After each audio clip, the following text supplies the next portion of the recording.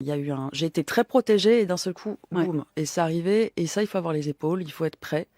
Et moi, comme j'ai un côté un peu comme Noémie, un peu animal comme ça, et je suis. À 41 ans, Laura Smet admet enfin ce que nous soupçonnions depuis des années.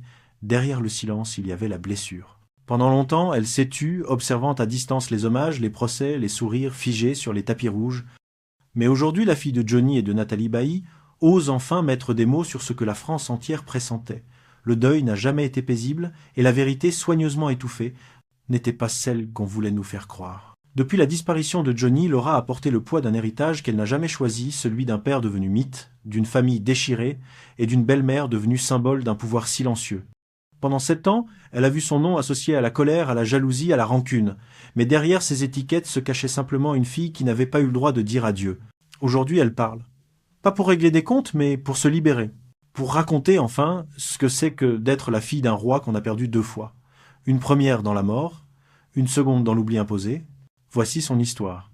Laura Smet naît à Paris en novembre 1904-23 de l'union fulgurante entre Nathalie Bailly et Johnny Hallyday. 2 icônes, 2 mondes, et au milieu, une enfant que la lumière aveugle dès le premier cri. Très tôt, elle comprend que dans cette famille, tout se raconte sous les projecteurs. Le rock d'un côté, le cinéma de l'autre, et elle oscillant entre les tournées électriques de son père et les plateaux feutrés de sa mère. Quand ses parents se séparent, Laura n'a que 3 ans. Johnny part, Nathalie reste, et le vide s'installe. L'absence du père devient une ombre persistante. À l'école, on la voit pas comme une élève, mais comme la fille d'eux. Cette étiquette, elle la portera longtemps, trop longtemps. Pourtant, à travers cette blessure, naît le désir de se prouver par elle-même. Au début des années 2000, elle explose à l'écran dans Les Corps impatients, un premier rôle qui lui vaut une nomination au César. La presse parle d'un miracle discret, d'une vraie actrice. Mais derrière les sourires, Laura reste fragile, hantée par la même question. Comment être soi quand son nom appartient déjà à la légende? Sa carrière avance, ses choix s'affirment, mais la figure du père reste omniprésente. Chaque film, chaque interview ramène à lui Johnny. Un lien d'amour et de distance, fait de silence, de malentendus et d'une tendresse que rien ne peut effacer. Et puis, un jour il revient, fatigué, vieilli, plus doux. Johnny tend la main à sa fille, Laura y croit. C'est à ce moment-là que tout commence. Dans les années 2010, Laura Smet a commencé à reprendre une vie normale aux côtés de son père. Après des années de distance, le lien se retisse peu à peu. Un déjeuner, un tournage, une chanson. Johnny, fatigué mais apaisé, veut rassembler. Il lui parle de projets, de scènes, de sa maison de Marnes-la-Coquette, où tout semble enfin possible. À cette époque, Laetitia Hallyday, son épouse, se présente comme un pont entre eux. Douce, attentive, elle appelle Laura « ma fille de cœur ». Laura, de son côté, veut y croire. Elle parle de famille recomposée, de paix retrouvée, d'un amour qu'on peut encore sauver. Sur les photos, les sourires paraissent sincères. Mais sous la surface, quelque chose se fissure. Peu à peu, Laura sent que son père lui échappe à nouveau, non pas à cause de la maladie, mais d'un entourage opaque qui filtre les appels, décide des visites, oriente les choix. Chaque décision, même intime, passe désormais par Laetitia. L'espace du cœur devient espace du contrôle. Les invitations se raréfient, les repas se vident. Laetitia garde son calme public, cette maîtrise impeccable qui séduit les médias, mais entre les 2 femmes, le froid s'installe. Laura ne comprend plus ce qui se joue autour de son père. L'amour filial devient soupçon, la confiance se transforme en prudence. Quand Johnny tombe malade, Laura tente d'être là.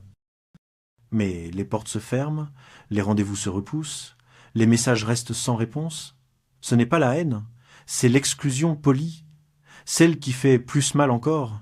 Et lorsque la mort arrive, le choc est double. Non seulement elle perd son père, mais elle découvre, quelques semaines plus tard, un testament californien qu'elle ne reconnaît pas. Un texte froid signé d'une main qu'elle ne retrouve plus. C'est là que le silence devient guerre.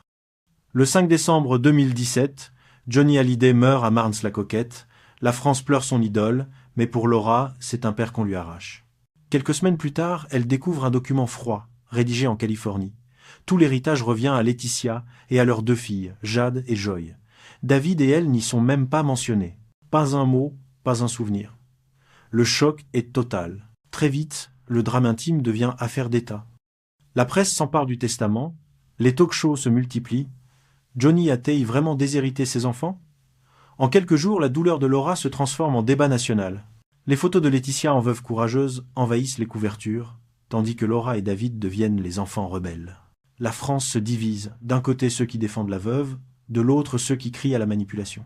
En février 2018, Laura saisit la justice française. Elle invoque la loi du sang.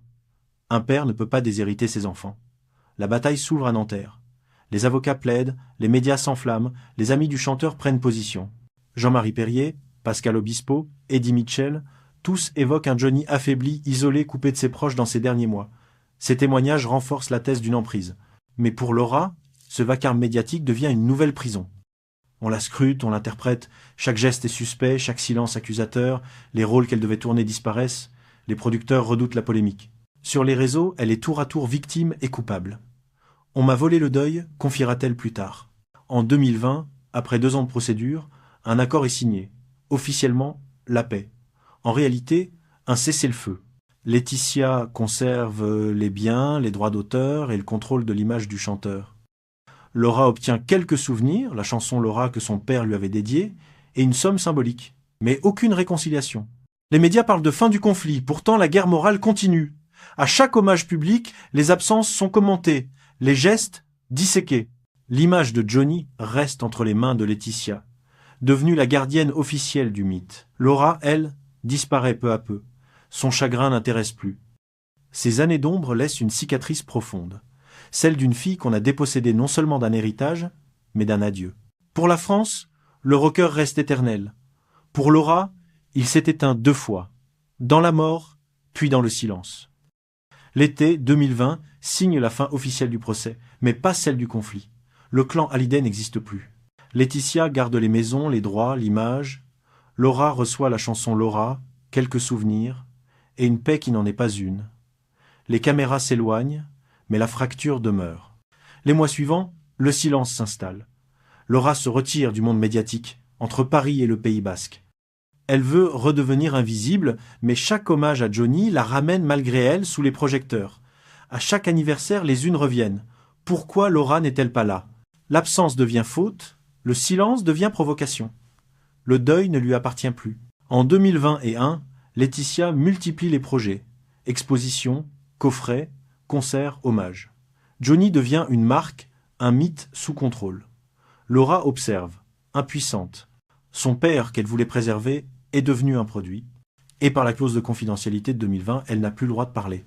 Puis vient 2022. Une lettre privée, écrite par Laura à Laetitia, fuit dans la presse. Quelques lignes intimes, tordues en confession publique. Les magazines s'en emparent, la guerre reprend. Pour Laura, c'est une humiliation de plus. Son silence, désormais, n'est plus choix mais refuge. Autour d'elle, les soutiens se fissurent. Pascal Obispo, ami de Johnny, parle d'un rocker isolé, sous influence. Les mots ravivent la polémique. Laetitia répond à demi-mot. La presse jubile. Tout redevient spectacle. Les clans, les titres, les photos. Laura se tait, mais dans ce mutisme, elle s'effondre. Les rôles disparaissent, les producteurs fuient, on la juge trop marquée. Même ses joies familiales deviennent suspectes. Le scandale colle à sa peau comme un parfum qu'on ne peut laver. En 2023, Laetitia relance le récit. Dans une interview, elle déplore que David et Laura ne prennent plus de nouvelles de leur sœur. Les mots sont doux, mais l'effet brutal. Les unes s'enchaînent. La main tendue de Laetitia rejetée. Quelques mois plus tard, une photo fait le tour du pays. David et Laetitia souriant à l'anniversaire de Joy. Laura n'y est pas. Son absence devient un sujet national. Certains parlent de rancune, d'autres de fierté. En vérité, elle a simplement choisi la distance. L'automne 2024 marque un autre tournant. David, invité à la télévision, parle du pardon. Il ne faut pas vivre avec des rancunes. La France applaudit. Les caméras guettent la réaction de Laura. Pas un mot. Son silence n'est plus défense, mais frontière. En secret, elle écrit. Des souvenirs, des douleurs, des phrases qu'elle n'a jamais pu dire. De ces pages naît un film, La dernière lettre, une œuvre sur la mémoire, le manque et la parole perdue. Quand la presse découvre le projet, le scandale renaît. Laura Smet règle ses comptes. Les avocats de Laetitia évoquent la clause de 2020. Les chaînes de télévision reprennent les images des funérailles. Mais cette fois, Laura ne fuit pas. Elle avance.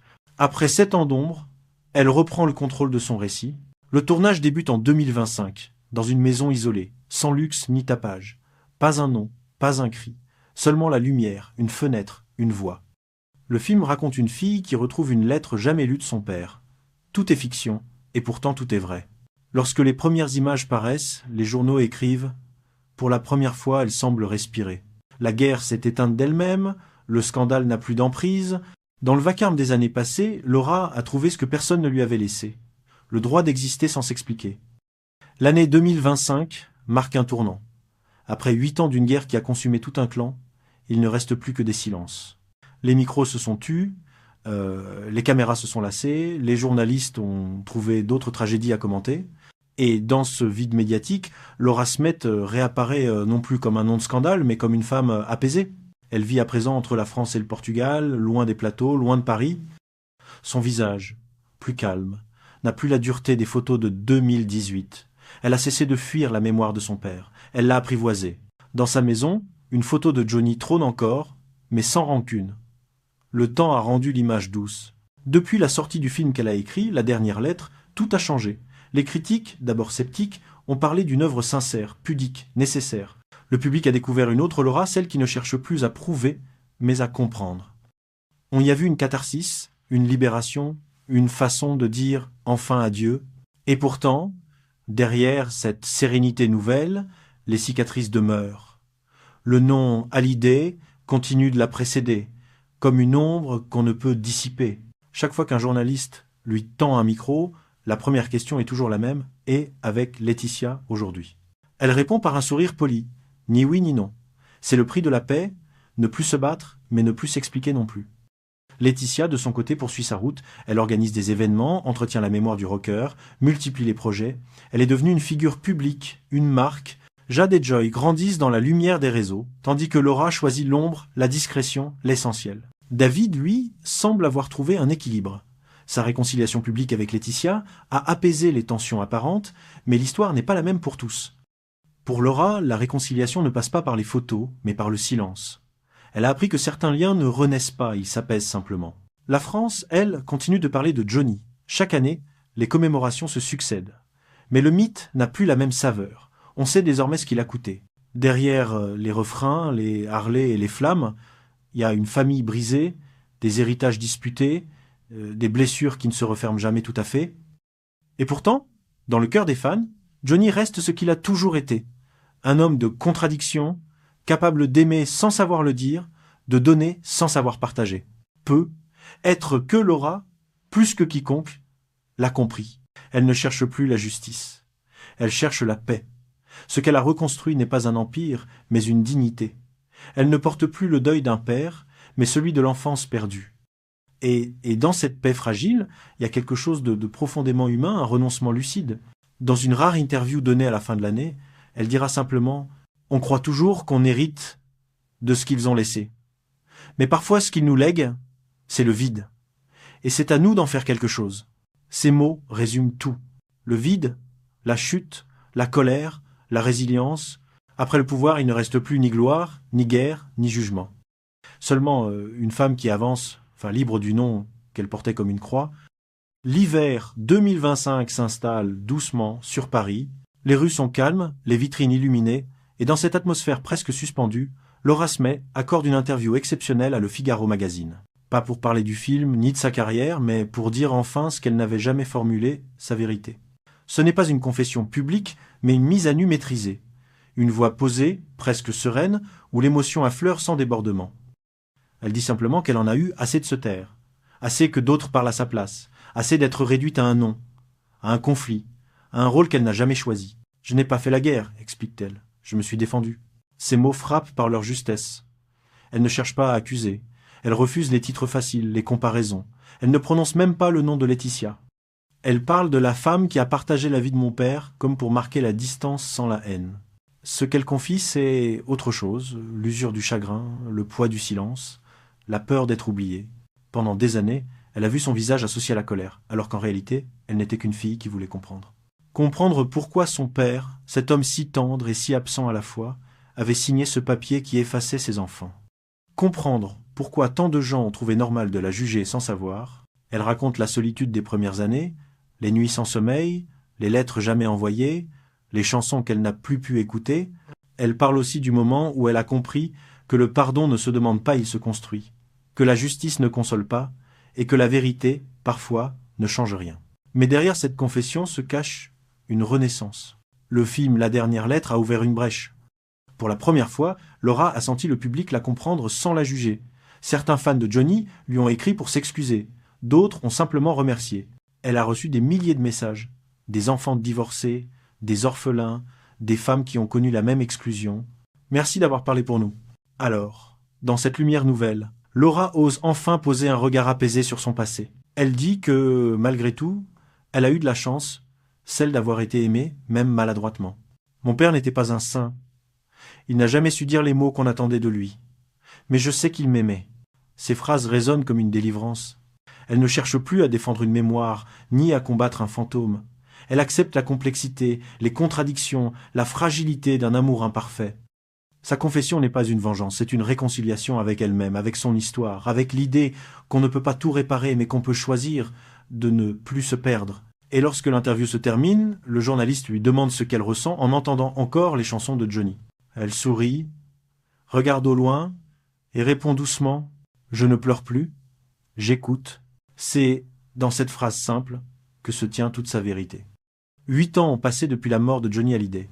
Le tumulte s'est apaisé, les micros se sont tus, les clans se sont dissous. Ce qu'il reste aujourd'hui, c'est une histoire humaine, dépouillée du mythe. Celle d'une fille qui a traversé la honte publique, la colère, le vide, et qui a fini par trouver la paix. Laura Smet n'est plus la fille de Johnny, ni l'ennemie de Laetitia. Elle est devenue simplement Laura, une femme, une mère, une artiste. Elle n'a rien oublié, mais elle ne porte plus rien. Les années de guerre, les lettres ouvertes, les tribunaux, tout cela s'est transformé en poussière. Et dans ce silence retrouvé, on comprend enfin ce que voulait dire son film, que la vérité n'est jamais dans le scandale, mais dans la blessure que chacun apprend à apprivoiser. Le temps a remis les rôles à leur place. Laetitia continue d'entretenir la légende, Jade et Joy grandissent loin du fracas, David compose et Laura écrit. Chacun garde une part de Johnny et peut être, est-ce là au fond la seule justice possible, un héritage éparpillé, mais vivant. Dans une dernière interview, elle dit « J'ai longtemps cru qu'il fallait pardonner pour tourner la page. En réalité, il suffit d'accepter qu'elle reste ouverte. » Le regard de Laura, aujourd'hui, n'est plus celui d'une victime ni d'une combattante. C'est celui d'une femme qui sait. Elle a compris que le deuil, c'est pas oublier, mais apprendre à vivre avec l'absence, à la rendre douce, à la rendre utile. La caméra s'éteint sur son visage apaisé. La lumière décline lentement et dans le fond, une chanson s'élève Laura, celle que son père lui avait écrite, pas comme un hommage ni comme une cicatrice, mais comme un dialogue suspendu entre deux âmes qui, malgré tout, se reconnaissent encore. Parce qu'au-delà du bruit, des procès et du sang, il reste toujours cela. Une fille, un père et l'amour indestructible, même brisé,